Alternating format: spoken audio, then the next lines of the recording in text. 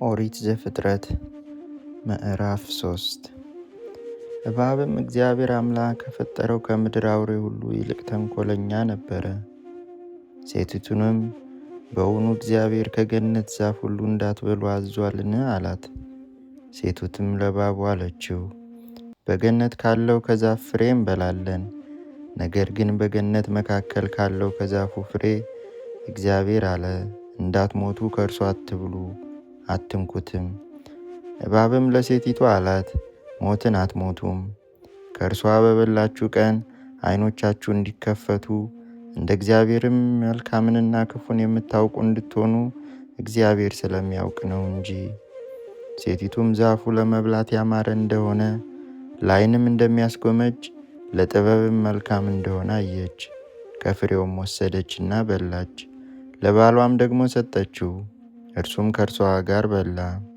የሁለቱም ዓይኖች ተከፈቱ፣ እነርሱም ራቁታቸውን እንደሆኑ አወቁ። የበለስንም ቅጠሎች ሰፍተው ለእነርሱ ለራሳቸው ግልድም አደረጉ። እነርሱም ቀኑ በመሸ ጊዜ የእግዚአብሔርን የአምላክን ድምፅ ከገነት ውስጥ ሲመላለስ ሰሙ። አዳምና ሚስቱም ከእግዚአብሔር ከአምላክ ፊት በገነት ዛፎች መካከል ተሸሸጉ። እግዚአብሔር አምላክም አዳምን ጠርቶ ወዴት ነህ አለው። እርሱም አለ፣ በገነት ድምፅህን ሰማሁ፣ ራቁቴንም ስለሆንሁ ፈራሁ፣ ተሸሸግሁም። እግዚአብሔርም አለው፣ ራቁትን እንደሆንህ ማን ነገረህ? ከእርሱ እንዳትበላ ካዘዝሁት ዛፍ በውኑ በላህን?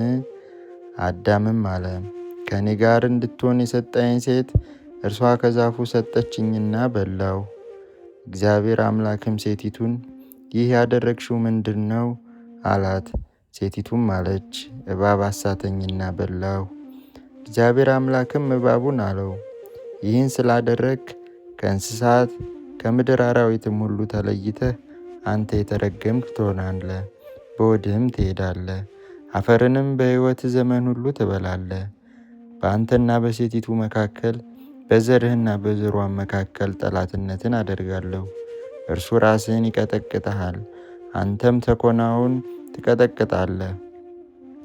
ለሴቲቱም አለ፣ በጸነስሽ ጊዜ ጭንቅሽን እጅግ አበዛዋለሁ። በጭንቅ ትወልጃለሽ፣ ፈቃድሽም ወደ ባልሽ ይሆናል፣ እርሱም ገዥሽ ይሆናል። አዳምንም አለው፣ የሚስትህን ቃል ሰምተሃልና ከእርሱ እንዳትበላ ካዘዝሁህ ዛፍ በልተሃልና ምድር ካንተ የተነሳ የተረገመች ትሁን። በሕይወት ዘመንህም ሁሉ በድካም ከእርሷ ትበላለህ። እሾህንና አሜኬላን ታበቅልብሃለች፣ የምድርንም ቡቃያ ትበላለህ። ወደ መጣህበት መሬት እስክትመለስ ድረስ በፊት ወዝ እንጀራን ትበላለህ። አፈር ነህና ወደ አፈርም ትመለሳለህና። አዳምም ለሚስቱ ሔዋን ብሎ ስም አወጣ፣ የሕያዋን ሁሉ እናት ናትና። እግዚአብሔር አምላክም ለአዳምና ለሚስቱ የቁርበትን ልብስ አደረገላቸው፣ አለበሳቸውም። እግዚአብሔር አምላክም አለ፣ እነሆ አዳም መልካምንና ክፉን ለማወቅ ከእኛ እንዳንዱ ሆነ።